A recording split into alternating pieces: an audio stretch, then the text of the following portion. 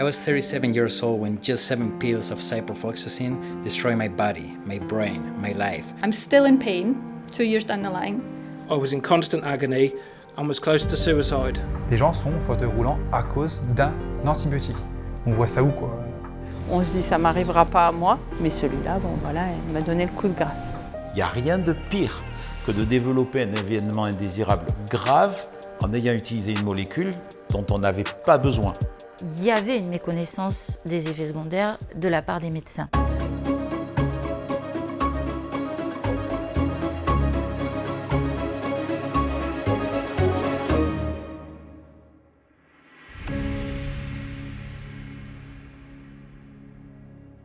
Bonjour à toutes et à tous et bienvenue pour cette nouvelle édition de Face Cachée, l'émission d'enquête du média.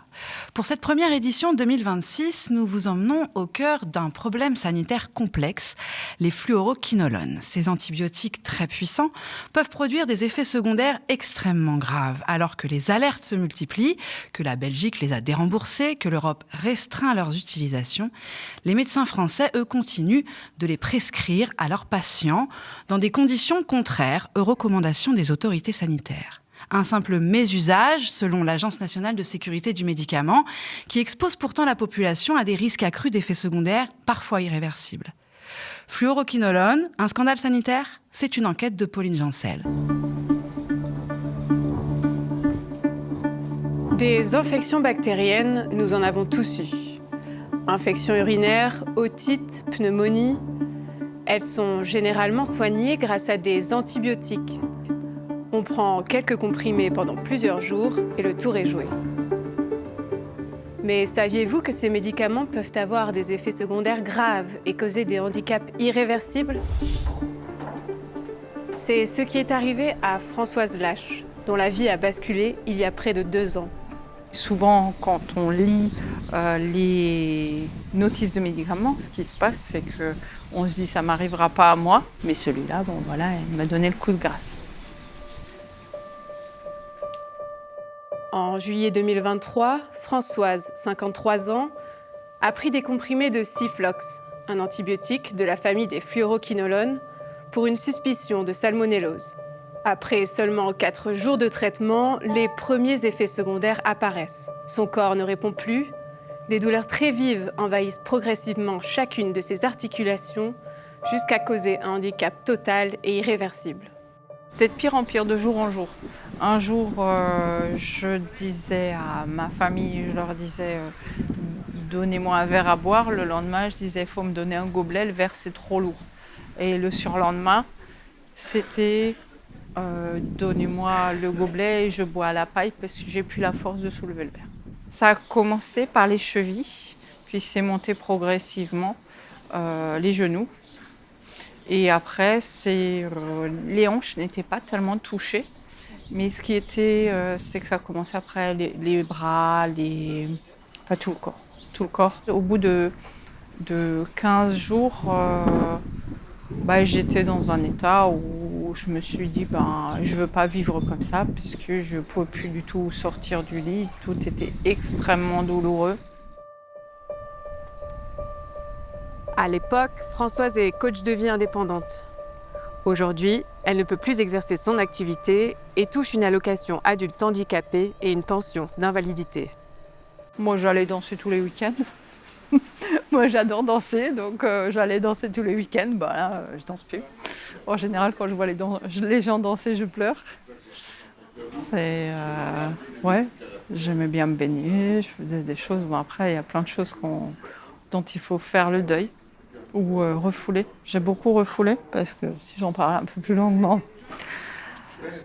ça pleure.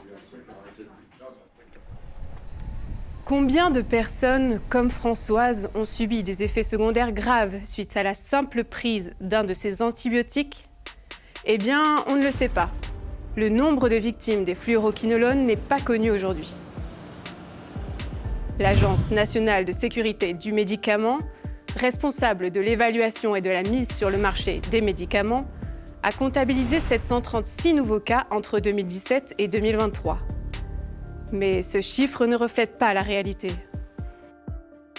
Seuls 5 à 10% des effets indésirables sont déclarés à la pharmacovigilance. Car non seulement faire le lien entre des symptômes et la prise d'un médicament peut être compliqué, mais en plus, faire reconnaître ces effets par les autorités relève du parcours du combattant. Bon nombre de patients ne sont donc pas comptabilisés. Pierre Forbrac, kinésithérapeute de 67 ans, aujourd'hui à la retraite, a pris des fluoroquinolones 4 fois depuis 1998. À chaque fois, il a des effets secondaires. Mais il lui a fallu 13 ans avant de faire le lien entre ses problèmes de santé et ses antibiotiques. Quel est le point commun entre tous ces soucis? Bon, j'ai fait un peu des recherches sur Internet, etc. à l'époque. Je tombe sur Wikipédia, quinolone, parce que j'ai regardé un petit peu si c'était l'histoire avec les médicaments. Je tape quinolone sur Wikipédia. Okay, je tombe sur l'article. Je suis resté comme ça, moi, en voyant cet article, qui est sorti en juin 2011. Hein. Voilà. En tout cas, dans l'édition française. Je vois toute l'histoire, tout ça dessus. Je dis, mais j'ai tout ça, moi. Je regardais tout ça. J'ai imprimé, j'ai surligné, j'avais tout. Sauf les problèmes cardiaques, dissection aortique et tout. Je suis pas mort de ça, vraiment. Moi, à part ça, mais j'ai souligné tout, j'avais tout. Je dis, ben voilà, ça vient de là. Douleurs et ruptures musculaires, problèmes aux tendons, acouphènes, maux de tête intenses, troubles de la vue, du toucher. Pierre a développé une multitude d'effets secondaires listés dans les notices de l'ofloxacine et de la norfloxacine, les 2 molécules qu'il a prises. Mais il a aussi des troubles qui ne figurent pas dans ces notices, en particulier des algies vasculaires de la face, une affection neurologique qui se caractérise par des douleurs extrêmement intenses d'un côté du visage. C'est comparable à un accouchement ou une amputation d'un membre à vif. Ça dure 4 ou 5 heures, donc de douleur maximale. Souvent, les gens ils disent que ce sont des douleurs tellement insupportables qu'elles sont suicidaires. Donc c'est gros comme douleur. Par exemple, Victor Hugo, qui avait des crises aussi comme ça d'algie vasculaire, il décrivait comme si on enfonçait un poignard dans l'œil et qu'on tournait comme ça pendant 4 ou 5 heures. Voilà, c'est ce type de douleur, quoi. Alors quand vous vous endormez le soir, par exemple, vous vous couchez tranquille, mais vous savez que à 2 heures du matin, précise, il y a un mec qui va vous taper là, il va dire bon, c'est l'heure, et il vous met le poignard dans l'œil et puis il tourne pendant quelques heures, quoi. D'accord? Ces crises ont duré un peu plus d'1 an, 3 fois par jour. Il les signale au centre de pharmacovigilance de Lyon en juin 2011, mais le centre refuse d'enregistrer son cas. Motif ? Les algies vasculaires de la face ne font pas partie des effets indésirables connus liés au fluoroquinolone. Le centre passe sous silence tous les autres troubles qui affectent Pierre et qui, eux, apparaissent bien dans la notice. L'ensemble de ces troubles ne sont donc pas considérés comme résultant de la prise de quinolone. Donc j'ai fait, rempli, numéro, tout ce qu'il fallait. Là aussi, la réponse a été vraiment édifiante en disant « On ne nous a jamais rapporté de cas comme ça, on ne peut pas le prendre en considération. » Après, je veux dire « Mais si vous ne le déclarez jamais, en plus, si à chaque fois que quelqu'un déclare, on dit ouais, ben, on n'a pas de documentation, enfin de données là-dessus, donc on ne vous le prend pas. » Je veux dire, ça n'avancera jamais, hein, hein?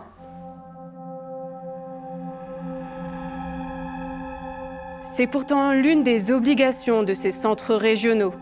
Recueillir, analyser et enregistrer dans la base nationale les informations et les déclarations relatives aux effets indésirables listés ou non dans la notice. L'objectif, détecter des effets indésirables qui n'auraient pas été répertoriés lors des essais cliniques. S'ils ne sont pas répertoriés, des effets secondaires graves passent sous les radars. Médecins et patients ne sont alors pas informés des véritables risques. Commercialisés depuis les années 80, les fluoroquinolones ont longtemps été considérés comme des antibiotiques sûrs. Au moment de leur mise sur le marché, la liste de leurs effets secondaires ne comportait que des troubles modérés qui disparaissent à l'arrêt du traitement. Les autorités ont alors considéré que le rapport entre le bénéfice et le risque de ces antibiotiques était positif. Mais très vite, des problèmes apparaissent. Rupture tendineuse, atteinte du système nerveux, problèmes cardiaques, des effets secondaires qui peuvent durer des mois, des années, voire même s'avérer irréversibles. Mais alors, pourquoi continuer de les commercialiser ? Les fluoroquinolones ont un mécanisme d'action redoutable contre les bactéries. Une fois ingérée, la molécule se diffuse facilement dans les cellules du corps jusqu'à sa cible, la bactérie. Elle pénètre la cellule bactérienne pour agir sur son ADN et bloquer sa réplication. La bactérie ne peut plus produire son matériel génétique et finit par mourir. Elles sont capables d'éradiquer une multitude de bactéries différentes et ont été massivement utilisées pour soigner des infections urinaires, des infections pulmonaires ou encore des otites. Pendant des décennies, elles ont été largement prescrites. En France, entre 2017 et 2022, 5,5 millions de boîtes étaient vendues chaque année en moyenne, d'après l'Agence nationale de sécurité du médicament. Mais depuis les années 2000, les alertes se multiplient. Car les fluoroquinolones peuvent aussi s'attaquer à l'ADN de nos mitochondries. Les mitochondries, ce sont de minuscules structures qui fournissent de l'énergie à nos cellules. En s'attaquant à leur ADN, les fluoroquinolones peuvent affaiblir nos cellules, voire les détruire, ce qui entraînerait la plupart des effets irréversibles dont souffrent aujourd'hui les victimes. Un danger qui a poussé nombre de pays à augmenter le niveau de sécurité imposé aux producteurs de fluoroquinolones et même à limiter leur commercialisation. En 2008, l'Agence américaine des produits alimentaires et médicamenteux, appelée Food and Drug Administration, impose aux fabricants d'apposer sur leur notice un encadré noir, l'avertissement le plus élevé en matière de sécurité. Ce n'est que 9 ans plus tard, en 2017, que l'Agence européenne du médicament s'empare du sujet et lance une étude sur les fluoroquinolones et leurs effets secondaires. En juin 2018, elle organise une audience publique lors de laquelle des chercheurs, des représentants de praticiens, le laboratoire Bayer et des patients s'expriment. C'est la deuxième audience de l'histoire de cette agence européenne, après celle sur la dépakine et son scandale sanitaire. My name is Betam. I'm a 39-year-old community pharmacist in Bilbao, in the Basque Country, in the north of Spain. I'm a family father with 2 little children and a wonderful wife. I was 37 years old when just 7 pills of ciprofloxacin destroyed my body, my brain, my life. At my worst point, I could barely walk, I was in constant agony, couldn't sleep at all, and was close to suicide. This has had a devastating effect on mine and my family's lives. I'm still in pain 2 years down the line, and I'm physically incapable of doing many of the things I used to take for granted. Joint pain, muscle pain, difficulty in walking, lack of strength, and general tiredness, and these are just mere examples. From being a quite athletic person, it was now difficult for me to climb the stairs. I was feeling like an old sick man. I was sitting or laying in bed most of the time. I was always weak, dizzy and confused. At one point, I even considered suicide.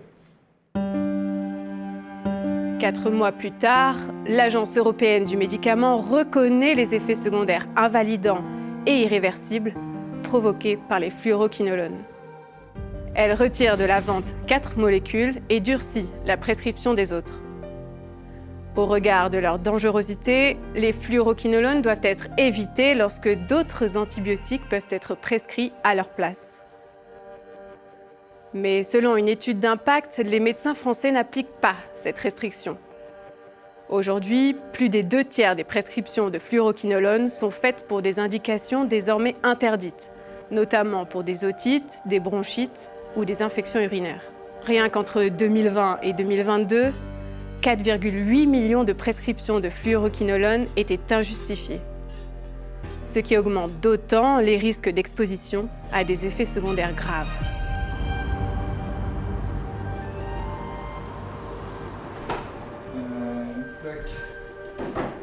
Clément Mortureux a pris 4 comprimés de lévofloxacine en octobre 2023, prescrits en première intention pour un problème urinaire. Son médecin n'a pas respecté les restrictions fixées par l'EMA. Les analyses d'urine montreront quelques jours plus tard qu'il n'avait pas de bactéries dans le corps et que les antibiotiques n'étaient donc pas efficaces. Mais il était déjà trop tard.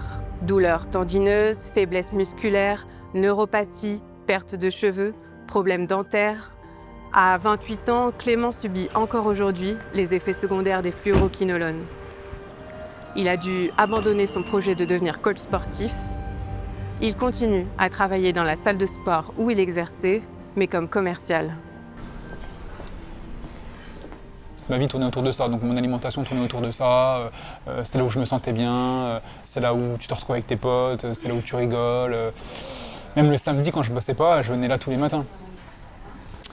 Et du coup, maintenant, vu que moi, depuis que j'ai 8 ans, je fais du sport, et que toute ma vie tournait autour du sport, là, en fait, j'ai pas de but. En toute honnêteté, j'ai pas de but dans la vie, j'ai pas de choses qui m'animent, en fait. Il n'y avait que le sport qui m'animait, et du coup, là, je me retrouve sans but précis. Alors, on m'a déjà dit, trouve-toi une autre passion, fais du dessin, fais des trucs comme ça, mais c'est pas moi, en fait. Moi, c'est le sport.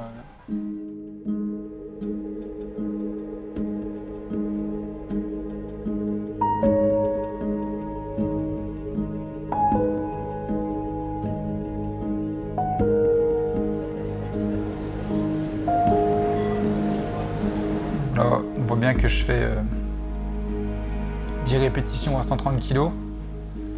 Et à l'heure actuelle, si je fais ça, je pense que...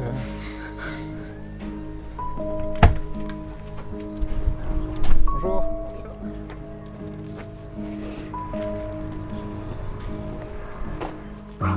Beka. Je pense que ce qui m'a permis de pas trop faire n'importe quoi, je pense, c'est justement parce que j'avais le chien. Mais si j'avais pas le chien, je pense que... Il y a des moments où ça va tellement pas qu'on voit un peu le côté sombre et on se dit... on est tenté de faire 2-3 choses quand même qui font que, voilà quoi, quand on voit notre vie un peu ruinée du jour au lendemain comme ça, puis qu'on est un peu tout seul du coup, parce qu'on se retrouve enfermé, on voit personne, on a envie de voir personne. Donc heureusement que j'avais un peu le chien justement qui me permettait de sortir, qui me permettait d'aller le balader, tout ça, et me changer un peu les idées, parce que ouais, sinon c'est compliqué sinon. Le monde médical estime bien souvent que les victimes mentent.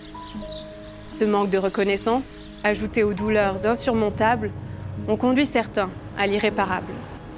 Le 13 juin, en Seine-Maritime, Johan, 47 ans, a mis fin à ses jours. Dans sa lettre, adressée à son entourage, il explique que c'était simplement l'enfer sur Terre.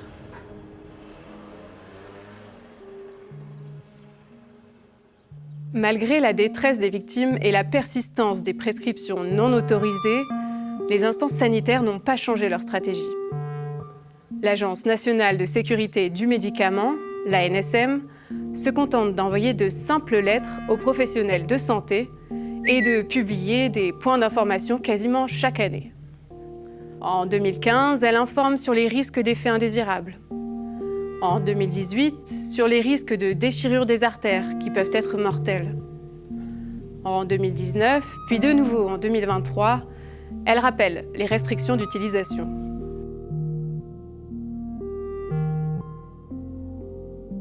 Le docteur Hélène Armand-Hichet est présidente de la section santé publique du Conseil national de l'Ordre des médecins. Elle siège également au conseil d'administration de l'ANSM, où elle participe à l'élaboration des stratégies nationales en matière de sécurité du médicament et des produits de santé. Elle reconnaît que des erreurs ont été commises, mais elle tient à souligner les progrès réalisés. Il y avait une méconnaissance des effets secondaires de la part des médecins, puisqu'il y avait les alertes sont arrivées un peu tardivement, 18-19, d'accord ? Puis il y a eu la crise Covid, donc voilà. Mais pour autant, aujourd'hui, la communauté médicale est informée, est régulièrement informée, et il y a des actions qui sont menées et qui sont efficientes auprès des médecins, d'accord ? Donc, oui, il y avait, mais aujourd'hui, on est davantage au courant de... Et puis, ces canaux de communication permettent, en communiquant, d'informer les médecins. D'accord ? Donc, on informe la population, on informe les médecins, et ensemble, on avance ensemble.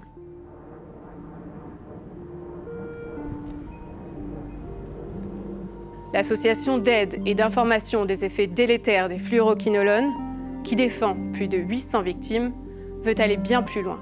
Elle demande la mise en place d'un accord de soins co-signé par le patient et le médecin pour toute prescription de fluoroquinolone. Cette attestation serait exigée par le pharmacien qui ne délivrerait le médicament qu'en présence de ce document. L'idée serait que cette attestation co-signée avec le patient soit donc donnée aux pharmaciens qui, eux, ne délivreront le médicament que si, effectivement, il y a cette attestation.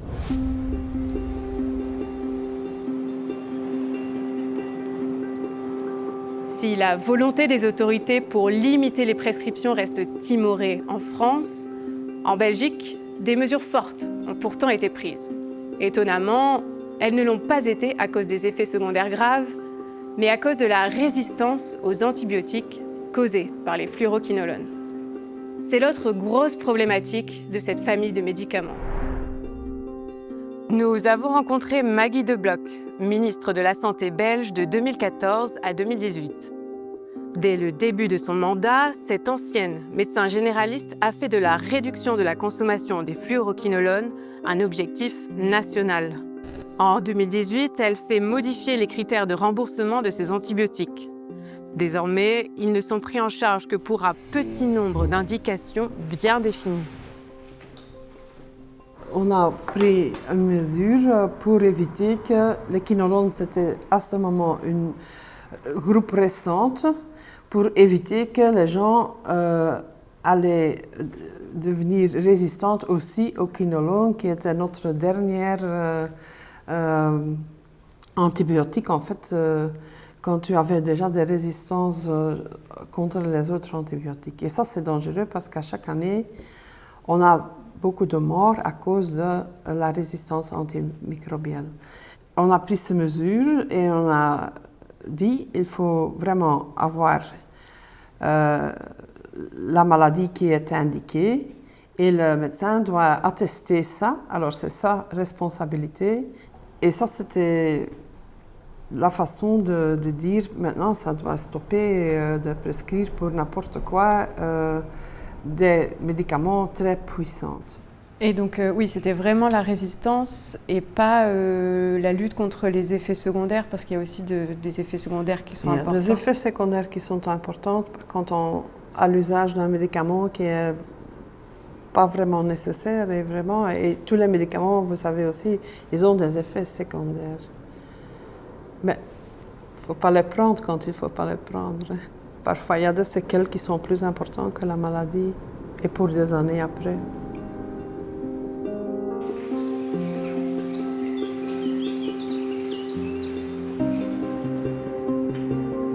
La résistance aux antibiotiques, c'est le sujet qui préoccupe les instances sanitaires. À force de prescrire massivement des antibiotiques, certaines bactéries évoluent et développent des mécanismes de défense. Conséquence, les antibiotiques deviennent inefficaces. Ce qui entraîne déjà 35 000 décès chaque année dans l'Union européenne.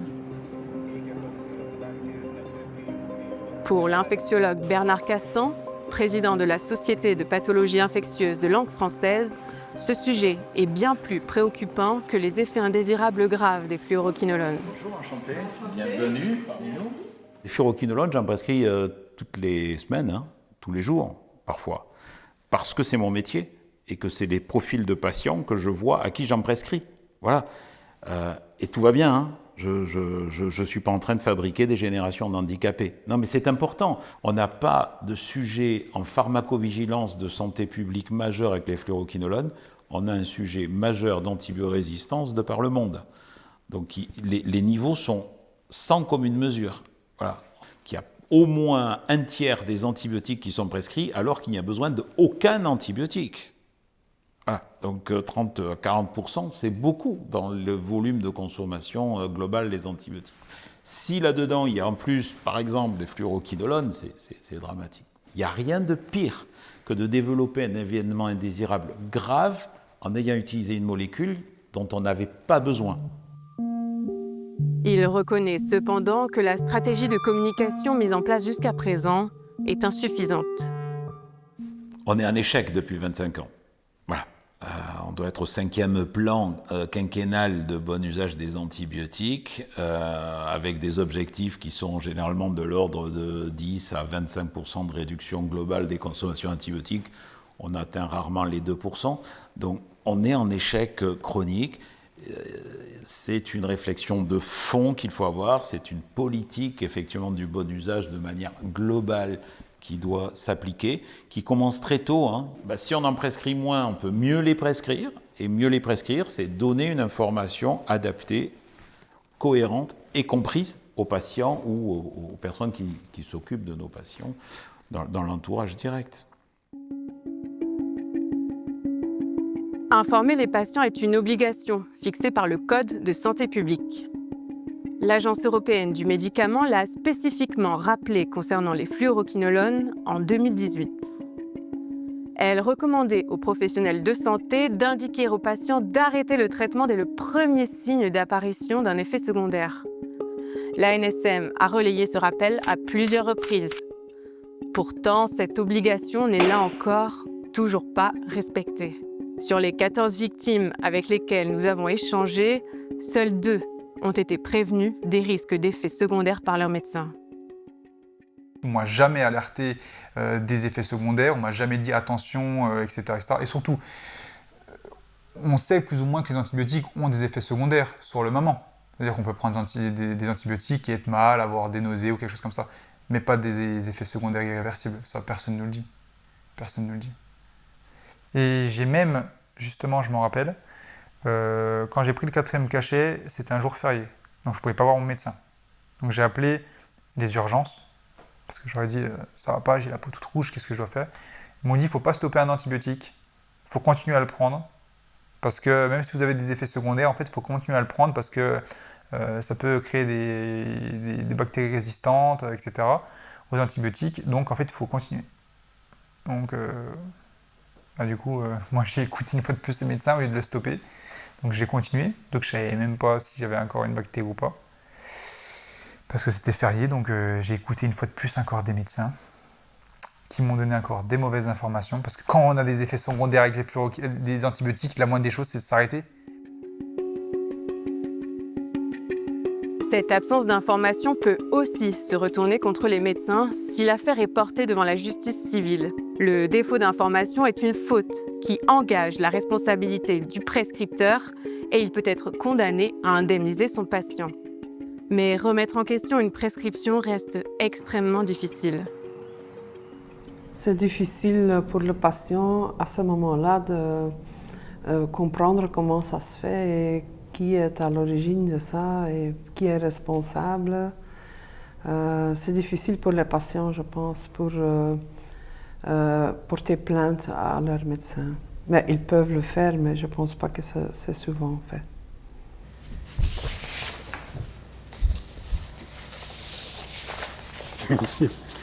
Bien, ouais.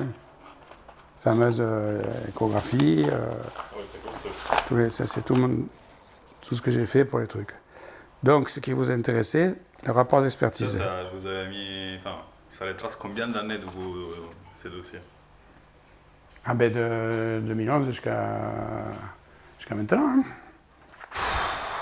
Ça, c'était les mémoires des avocats, chose que j'ai préparé un peu, c'est-à-dire ce qu'ils racontent, quoi. Qu'en gros, j'ai besoin de rien, quoi. C'est fabuleux. Pour les victimes, c'est un parcours du combattant, face à une communauté médicale qui fait bloc et une machine judiciaire féroce. Elles doivent d'abord passer devant des experts, puis devant une commission qui décidera de les indemniser ou non. Pierre Forbrac a passé sa première expertise en mai 2021. Dans la salle, des avocats et des spécialistes, dont certains membres de laboratoire.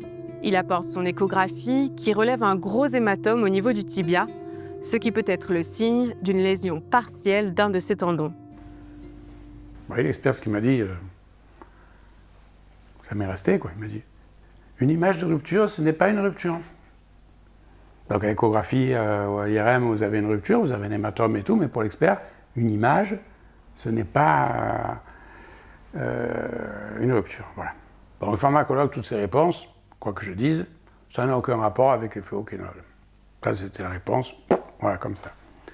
Après, quand j'en ai parlé dans un autre domaine avec d'autres professeurs de CHU, que j'ai raconté un peu mes histoires, tout ça, mais qu'est-ce que vous croyez, monsieur Forbrac? Qu'est-ce que vous croyez? Vous croyez qu'ils vont vous dire, oui, vous perdez votre temps, quoi. Effectivement, j'ai perdu mon temps et mon argent. Vous n'avez pas eu besoin de ça. Les douleurs tendineuses et pharmacostimulation, ce qu'ils disent concernant les plaintes de M. Forbrac, sont des effets secondaires connus et décrits qui disparaissent après l'arrêt du traitement. Donc ça veut dire que ça disparaît, 20 ans après, quoi. Oui.